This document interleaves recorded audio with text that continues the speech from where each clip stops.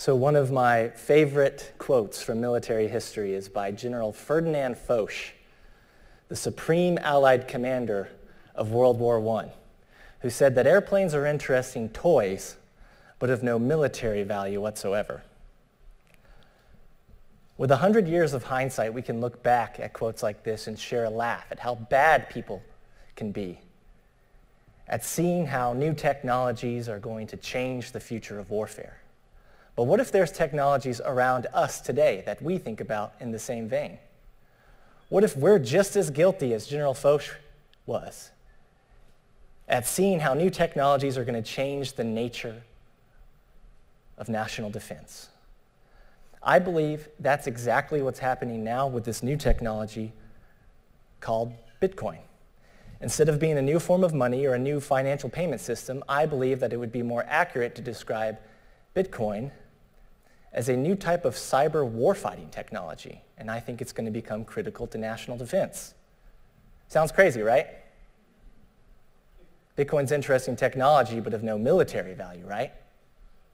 Well, before you go all Ferdinand Foch on me, please just indulge me for a second and let me explain my reasoning. If you study nature, you'll notice that animals, practically all of them, secure their resources the same way, by using physical power. Whether they're trying to defend their access to their territory or their food, they do it by projecting power to physically constrain other animals. Nature's top survivors have been genetically optimized to do this. They evolve increasingly clever ways to project power and impose physical constraints, impose physically prohibitive costs on their other animals to secure their resources, to defend their freedom of action. And if you study humans in our society, you'll see that we behave the exact same way. We also use physical power to defend our resources and to secure our freedom of action in every domain. So for example, if we want to defend our access to the land, we develop technologies to project power in, from, through land, to physically constrain people or impose physically prohibitive costs on any belligerent actor who would try to deny our access to the land. And these same principles hold true for when civilization expands its footprint into other domains, like the sea or the air or space. It turns out that security works the same way in every domain. If you want to secure your resources in that domain, you must project power in and from and through it. And as a complex emergent benefit of all these societies competing against each other in this grand scale physical power competition, control over our resources remains decentralized. You'll note that no single person or polity has ever been able to gain or maintain unimpeachable centralized control over all of the land, all of the sea, all of our air, all of our space. For as long as human civilization has existed, we've been constantly engaged in this physical power competition to decentralize control over these resources. We even have a special name for this protocol. It's called warfare. So what happens when human civilization expands its footprint into this fifth domain of cyberspace? What happens when human civilization starts to value a new resource in this domain called data? How do we secure access to our data? How do we decentralize control over our data? How do we defend our freedom of action in this domain? Why wouldn't we expect to do it the same way we do it in every other domain? Why wouldn't we expect people to project power, physical power, to secure their cyber resources? Is cyberspace some kind of special exception to this very well-established trend in cybersecurity, or are we overlooking something? It seems to me like there's a missing piece of the puzzle. We use physical power to defend our resources in every domain except cyberspace. Why? For some inexplicable reason, when we try to secure our cyber resources like our data or our information or our software, we keep on trying to rely exclusively on encoded logic. So instead of trying to use physical power to physically constrain or impose physically prohibitive costs on cyber attackers, computer scientists keep on acting like there's some magical combination of if, then, and else statements that will keep us secure. And not surprisingly, it doesn't work very well. The third largest economy behind the United States and China is the black market digital economy of cybercrime. It turns out that if you want to keep your software secure against the systemic exploitation of its encoded logic using nothing but encoded logic, it's a demonstrably ineffective cybersecurity strategy.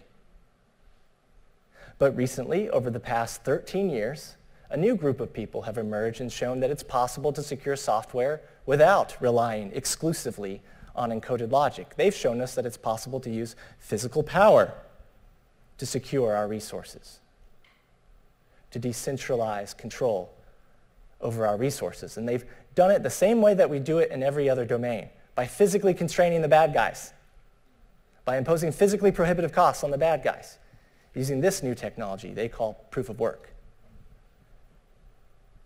But how do you physically constrain bad guys in cyberspace? Isn't cyberspace some kind of non-physical domain? So how does that work? Answer to that question is actually really easy. All you have to do to physically constrain bad guys in cyberspace is physically constrain their computer. And to do that, you just really need to build a physically constrained computer and make them use it. So what do I mean by that? Let's start with the first general-purpose computer built in the 1940s. Over the past 80 years, our computer engineers have been trying to shrink the size and energy consumption of our computers to make them physically easier to operate. As a result of this design practice, we now have microchips. But if you wanted to make a physically constrained computer, you would have to reverse optimize this design strategy. And you'd have to march in the opposite direction. So instead of a microchip, you'd have to build a macrochip. How do you build a macrochip? Turns out the infrastructure that you would need to build the macrochip, that is, the circuitry that you would need to build the largest and most energy-intensive computer ever, is already in place in the form of our global electric power grid. The global electric power grid is huge, so big that no single nation can control it. The global electric power grid uses a lot of energy, so much so that no single nation can power it. But at the end of the day, the global electric power grid is a bunch of electricity passing across a bunch of wires. It's the same exact technology that's in our computers, except it's been reverse optimized. It's physically expensive to operate. So from a computer science perspective, it'd be really easy to convert the global electric power grid into a giant physically expensive to operate computer. All you would have to do is apply Boolean logic to the power, build some kind of converter to convert watts into bits of information that can pass across the internet. And guess what? That converter's already built. It's already been adopted. It's already scaled globally. That technology is called Bitcoin. Bitcoin converts our global electric power grid into a giant physically expensive computer and then uses it to secure data and messages passing across the internet. Bitcoin is special because it secures this data not by relying exclusively on encoded logic, but instead by tapping into the physical constraints of the power grid to physically constrain the bad guys trying to use it. Bitcoin also decentralizes control over this data by enabling people to compete in a global scale physical power competition for that control. Sound familiar? Bitcoin satisfies the same function as the other warfighting technologies that we use in these other domains, but it takes a different form that we haven't seen before. It's the same game, but in a different domain. So if you combine all these concepts together, we can see that Bitcoin could be the missing piece of this puzzle. Of all people, Bitcoiners have figured out how to project power in, from, and through cyberspace. Bitcoiners have figured out how to secure data, decentralize data, preserve freedom of action in cyberspace. That doesn't sound like just a monetary technology to me, folks. That sounds like a cyber warfighting technology, a cybersecurity technology, a cyber defense technology. Maybe nations will use it to do defense differently in the future. I think that we may be at the dawn of a new age of digital power projection as humanity expands its footprint into cyberspace. I think this technology is going to become critical, that nations are going to rely on it to secure their cyberspace, just like they rely on airplanes to secure their airspace. And I think most people in this room don't get it yet because they think it's just the coin. They think maybe, at best, that it's interesting technology, but of no military value whatsoever. Ironically, here's the ironic part about this. This has happened before. For hundreds of years, the Chinese alchemists who invented black powder thought it was just medicine. It took centuries for people to figure out that black powder was useful for way more than just medicine, that it would change the game of national security. They say that history doesn't repeat. They say that it echoes.